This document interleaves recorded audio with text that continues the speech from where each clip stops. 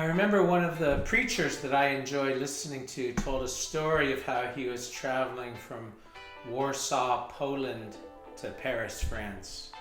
He just left speaking at a major conference. He was flying back to Charles de Gaulle Airport. This man was an experienced flyer, and he said what happened on that flight was something that he'd never experienced before. As they were going, one of the engines went out, and on this two-engine plane, the other engine went out. And this commercial airline flight was flying without any power.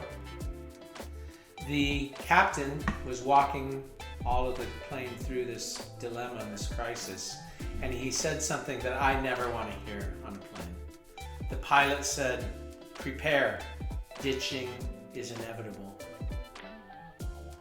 Who do you call when ditching is inevitable? Who do you turn to for rescue?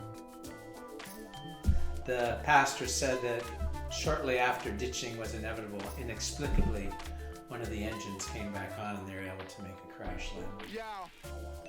God is our only hope when ditching is inevitable, and God is our only hope when the worst fears come true. 1 out of 3 Christian leaders finish well. I'm John Teeter, and this is Finishing Well.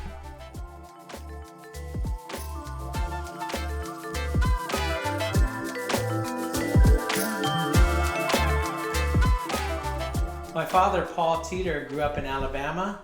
He played college baseball at Alabama University, and reading box scores to him every morning growing up, the Dodgers and the LA Times, is how I fell in love with sports. My mother, Young Soon Hwang, grew up in Korea. She always wanted to be a teacher in America. She had that dream in her heart when she was 7 years old. The Korean War ripped her family apart overnight.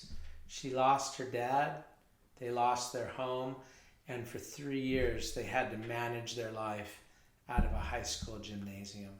But my mom never gave up on that dream, and with my Halmani, my mom's mom, grandma, encouraged her to be the pioneer, and she's one of my heroes today. In 1958, my mom went to Wagner College to receive her master's in education. She was the only Asian, she said, at the entire college in New York City. My mom did so well, she had a sponsor who knew someone in Los Angeles. She came out to LA by train, interviewed, and she became a teacher at the LAUSD Bassett School District, and she ended up teaching second grade in Hacienda Heights for 45 years. But when she was going back to Korea, she was on a steamship. The steamship took 3 weeks. So the next time you're in an airport and you are tempted to complain over a delay, my mom took a 3-week steamship from Seattle to Seoul. But God works through these slower paces. My dad worked on the ship as a mariner. They fell in love, and I like to call it a multi-ethnic 1960s version of the Titanic. I'm the king of the world. My mom and dad settled in Hacienda Heights, and my dad loved planes. So he would take us up. He was a glider plane pilot. We would go up, get towed to 7,500 feet. The tow would cut off, and then you would just soar like a bird. He was skilled. He rented his own plane, and he would take us up regularly. My life changed forever on June 28th, 1980. I was 10 years old. My dad went out Saturday morning on a flight. I went to go watch my friends play Little League all day for the summer championships. I rode my bike home, and all of my aunts and uncles were at the house. And they told me, "Johnny, your dad crashed. He died today." This core wound, I'm 52 years old now, so for 42 years I've managed this core wound, this trauma. what it means to live on this planet that's spinning in space where dads don't come home.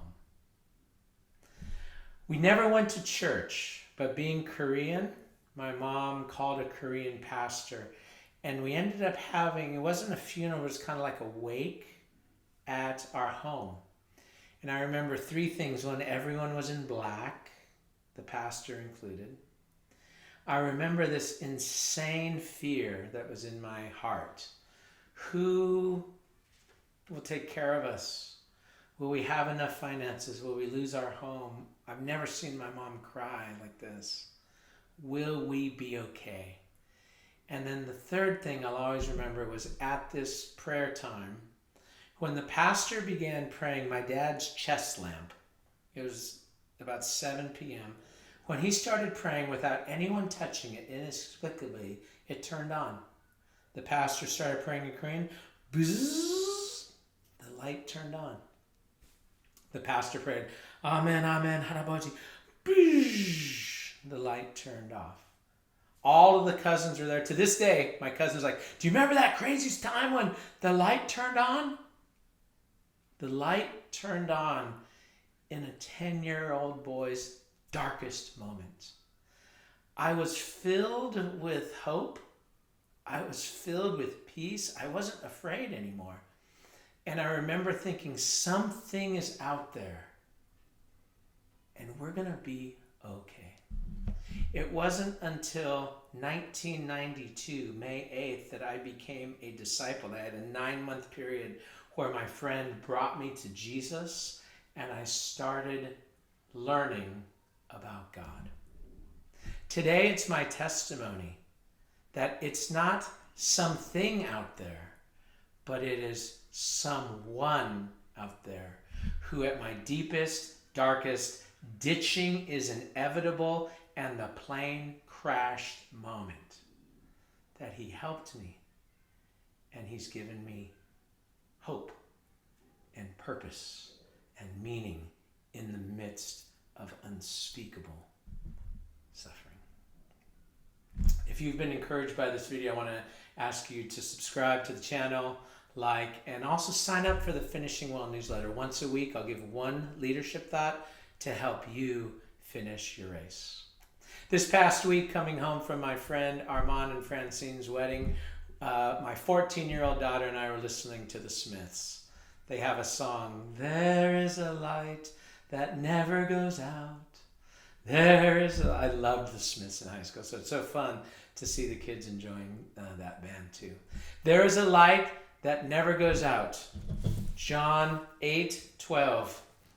I wish I knew this verse when I was 10. I didn't learn it till I was 22, and it set my soul on fire.